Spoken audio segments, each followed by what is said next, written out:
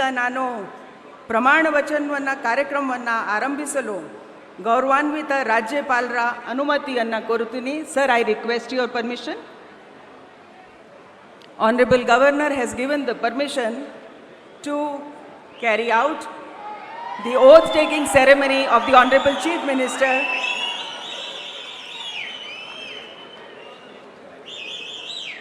I request Shri D.K. Shivkumar ಅವರು ಮಾನ್ಯ ಮುಖ್ಯಮಂತ್ರಿಗಳಾಗಿ ಅಧಿಕಾರ ಪದ ಹಾಗೂ ಗೌಪ್ಯತಾ ಪ್ರಮಾಣ ವಚನ ಸ್ವೀಕರಿಸಲು ಅವರನ್ನು ಆಹ್ವಾನಿಸುತ್ತೇನೆ.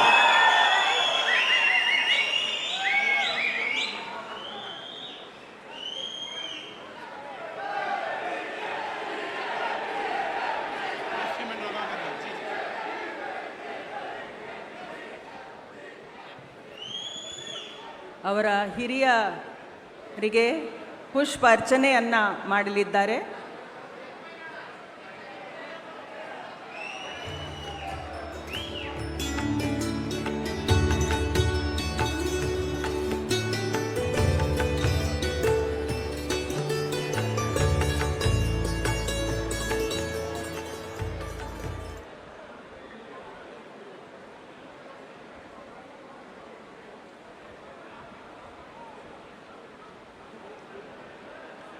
ಮಾನ್ಯ ರಾಜ್ಯಪಾಲರು ಈಗ ಪದವಿಯ ಅಧಿಕಾರ ಪದ ಹಾಗೂ ಗೌಪ್ಯತಾ ಪ್ರಮಾಣ ವಚನವನ್ನು ಬೋಧನೆ ಮಾಡಲಿದ್ದಾರೆ.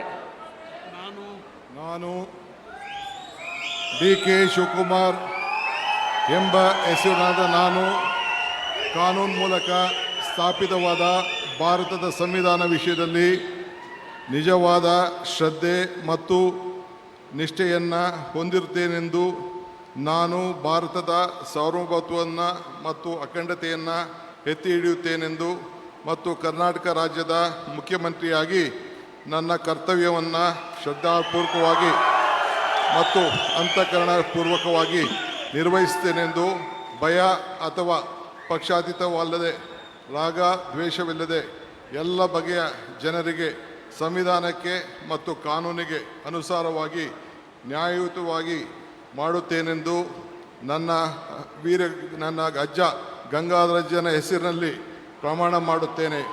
ಶ್ರದ್ಧಾಪೂರ್ವಕವಾಗಿ ಪ್ರತಿಜ್ಞೆಯನ್ನು ಮಾಡುತ್ತೇನೆ. ಮಾನ್ಯ ಮುಖ್ಯಮಂತ್ರಿಗಳು ಈಗ ಪ್ರಮಾಣ ವಚನಕ್ಕೆ ಸಹಿ ಮಾಡಲಿದ್ದಾರೆ.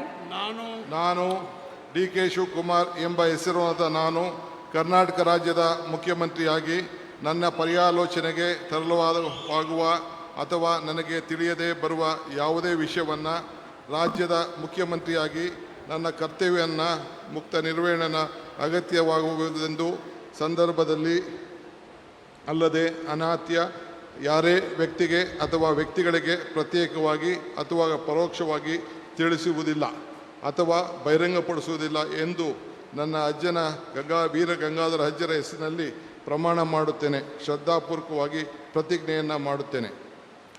ಧನ್ಯವಾದಗಳು ಸರ್.